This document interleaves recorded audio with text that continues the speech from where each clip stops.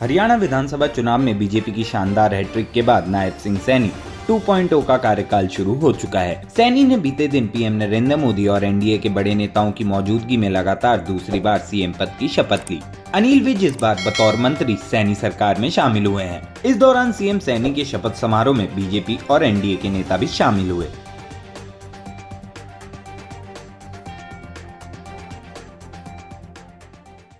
जिस तरीके से तीसरी बार हरियाणा में ये जीत हुई है, ये अपने में एक बहुत बड़ी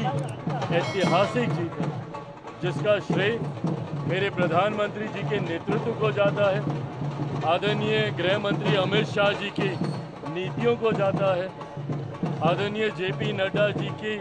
संगठन क्षमता को जाता है। इसका श्रेय मुख्यमंत्री सैनी जी को जाता है और सबसे बड़ा इसका श्रेय हरियाणा की जनता को जाता है, जिन्होंने रॉन्ग नैरेटिव का साथ नहीं दिया, जिन्होंने विपक्ष खासतौर पे कांग्रेस के द्वारा फैलाए जा रहे दुष्प्रचार का साथ ना देते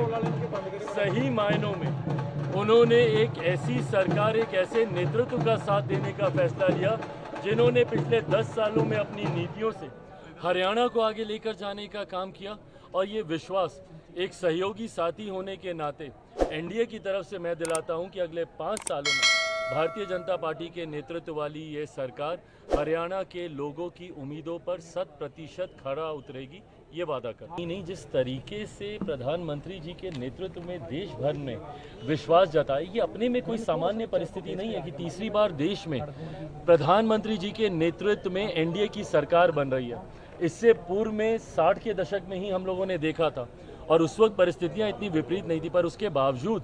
एनडीए को इतना बड़ा बहुमत लोकसभा के चुनाव में मिला। ये प्रधानमंत्री जी के प्रति देश की जनता का विश्वास है। उसी विश्वास को हरियाणा में दोहराया गया, जहां पे तमाम राजनीतिक पंडितों के द्वारा एक तरफा ये पहले से ही कह दिया गया था कि शायद कांग्रेस की ही सरकार बनने जा रही है, पर उसके बावजूद एनडीए भाजपा की जिस तरीके से हरियाणा में सरकार बनी, यही परिणाम आप झारखंड में भी देखेंगे। 23 तारीख को शायद झारखंड में रिजल्ट आ रहे हैं, 23 नवंबर को आप वहाँ पर भी देखेंगे, महाराष्ट्र में भी देखेंगे, उसके बाद दिल्ली और अगले साल इस समय बिहार में भी चुनाव हो रहे होंगे, उसमें भी एनडीए की जीत सुनिश्चित है, कहीं कोई संदेह नहीं।